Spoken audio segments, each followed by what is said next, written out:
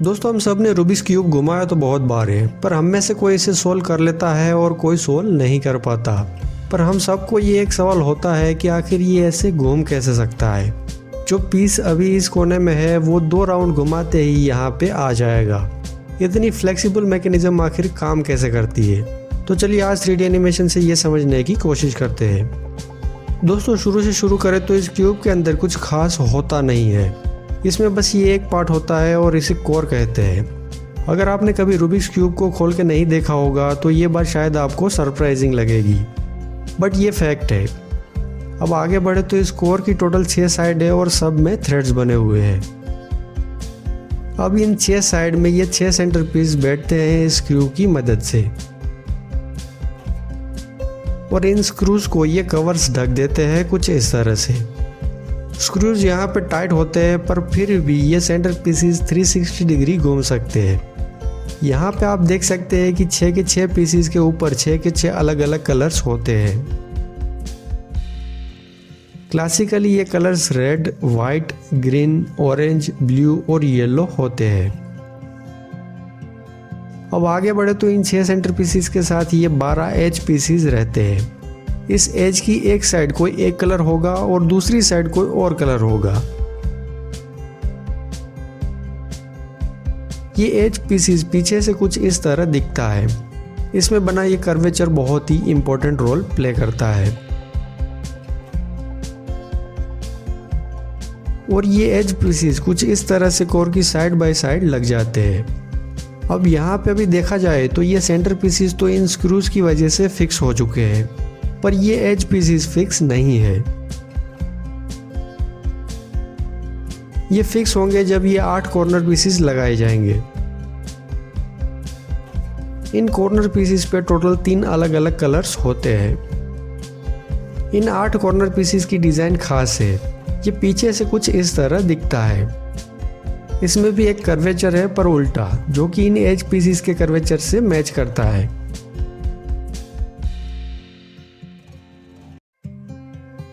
अब यहाँ पे आप देखो तो इन 3 एज पीसीज के बीच में ये कॉर्नर पीसीज फिट होगा, पर आप देखिए इसे फिक्स होने के लिए बिल्कुल भी जगह नहीं है।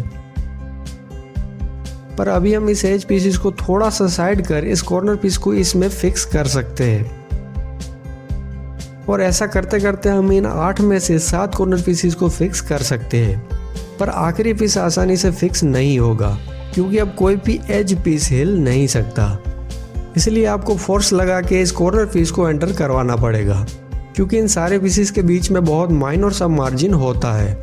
इसीलिए फोर्स देने पे ये कॉर्नर पीस अंदर बैठ जाएगा। और यहाँ आपको शायद ये समझ आ गया होगा कि जब एंटर करवाने में इतना फोर्स देना पड़ रहा है, इसका मतलब है कि इसे आसानी से निकाला तो बिल्कुल नहीं जा सकता। अब समझते हैं कि आखिर ये घूमता कैसे है। तो दोस्तों, इसके लिए हम सिर्फ एक साइड का घूमना समझेंगे। देखिए, एक सेंटर पीस, 4 कॉर्नर पीस और ये 4 एज पीस जब साथ में जुड़े हो तब ये पीछे से कुछ इस तरह दिखते हैं।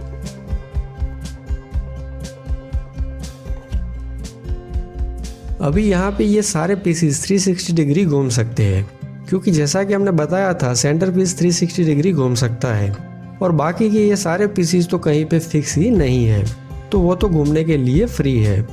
यहाँ पे हमें इनको घुमाने के लिए तो फ्री रखना है, पर इनको किसी भी डायरेक्शन में मूव नहीं होने देना है। अब इस सिचुएशन में ये एज पीसेस आगे पीछे तो नहीं हो सकते, क्योंकि इन्हें एक साइड ये कोर और दूसरी साइड ये सेंटर पीस लॉक करता है।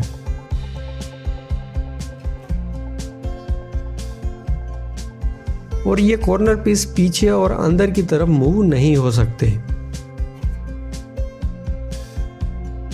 अब ये एज पीसीज कुछ इस तरह से बाहर की तरफ जा सकते हैं, और ये कॉर्नर पीस आगे और बाहर की तरफ जा सकते हैं। अब हम इनको एक एक करके लॉक करेंगे। सबसे पहले इस कॉर्नर पीस को लॉक करते हैं। इसके लिए इस वाली साइड के बचे 6 पीसीज में से एक पीस को उसकी जगह पे फिक्स करते हैं। तो जैसा कि आप देख सकते हो, इस एज पीसीज के इस कर्वेचर के अंदर कॉर्नर पीसीज का ये कर्वेचर परफेक्टली बैठ गया है, और अब ये कॉर्नर पीस सारी की सारी डायरेक्शन में मूव होने के लिए लॉक्ड है। पर अभी ये वाली साइड 360 डिग्री तो घूम ही सकती है कुछ इस तरह से। जब ये घूमेगी तो सारे के सारे पीसेस कुछ इस तरह से मूव होंगे। अब इस एज पीस को बाहर की तरफ लॉक करने के लिए हम इस सेंटर पीस को ऐड करेंगे।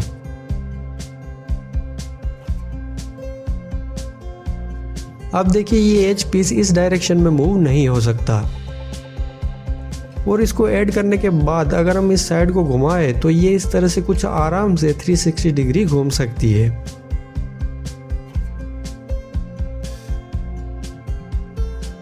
अब सबसे नीचे वाला पीस तो कॉर्नर पीस ही है।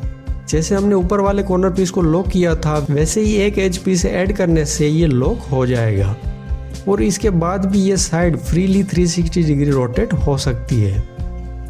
अब सामने वाले दोनों कॉर्नर पीसीस को लॉक करने के लिए इसी की तरह 2 एज पीसीस को लगाए जाएंगे, और इसके बाद भी ये साइड घूम सकती है कुछ इस तरह से।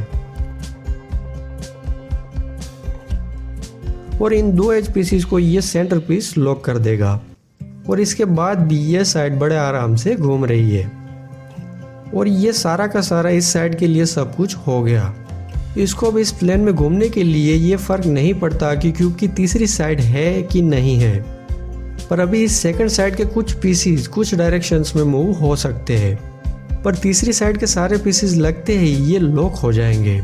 तो कुछ इस तरह से ये सारे पीसीस आपस में एक दूसरे को लॉक करते हैं। और जैसा कि हमने समझा है, लॉकिंग सिर्फ मूव होने के लिए है, घूमने के लिए ये बिल्कुल ही फ्री है। पर यहाँ पे आखिरी चीज़ ये समझने की रहती है कि ये 6 सेंटर पीसीस तो इन 6 साइड्स का हिस्सा रहते हैं, पर बाकी सारे पीसीस घूम घूम के एक साइड से दूसरी साइड में चले जाते हैं कुछ इस तरह से। और ऐसा मुमकिन होता है क्योंकि इनको किसी मैकेनिज्म से नहीं, इन पीसीस के पीछे बनी डिज़ाइन मूव करवाती है।